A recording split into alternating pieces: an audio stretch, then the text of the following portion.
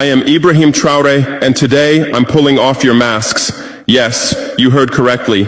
I, whom you call a young military junta leader, whom you brand as a dangerous radical, whom you serve up as an anti-Western dictator, am now telling you the truth. And this time you cannot turn off your microphones. This time you cannot turn away your cameras. This time your editors cannot cut this speech, because the world you monopolize no longer exists. Because millions will hear these words now, without passing through your filters, without being subjected to your distortions, without being muddied by your lies. I am 34 years old. Every day of my life, I grew up with your lies. As a child, I would watch Africa on television. Always the same images. Children with flies, dry lands, weapons, death. This is Africa, they told us. This is what Africa is. And we believed it. We were ashamed of ourselves. We were ashamed of our own lands, of our own people. But then I grew up. I read, I researched, I questioned, and I understood that the Africa you showed us wasn't real. The story you told us was a lie. The fate you imposed on us was a script you had written. For years, how have you portrayed Africa? How have you shown it? How have you sold it to your viewers? As if we were creatures who had no share of humanity.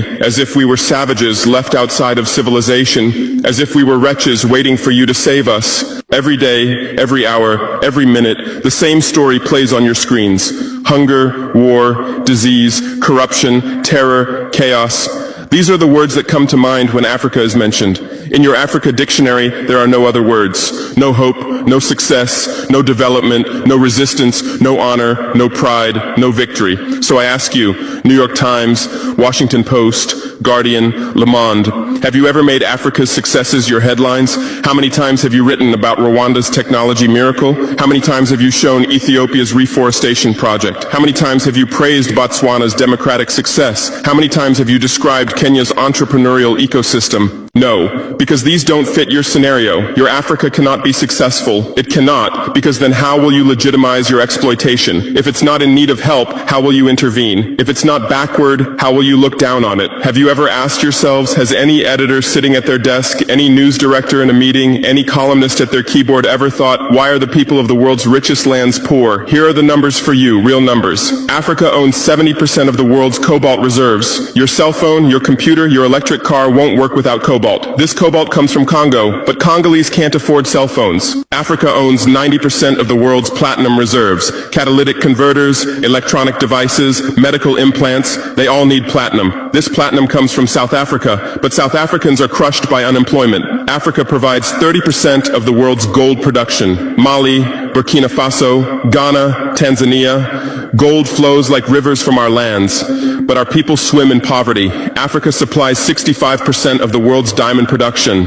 Botswana, Angola, Congo, Sierra Leone, billions of dollars worth of diamonds are extracted, but our miners live on $1 a day. Africa owns 35% of the world's uranium reserves. Niger, Namibia, South Africa. Nuclear plants run on our uranium. Paris lights burn with our uranium, but our villages have no electricity. And you still ask, why is Africa poor? No, the right question is, how was Africa kept poor while being so rich?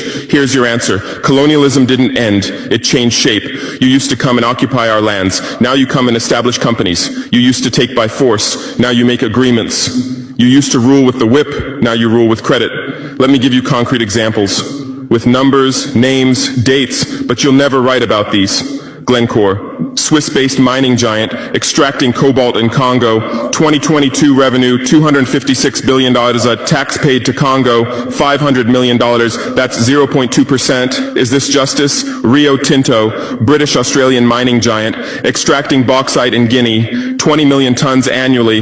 What's left for Guinea? Environmental pollution and cancer. Total, now Total Energies, French oil giant, extracting oil in Angola, Nigeria, Congo.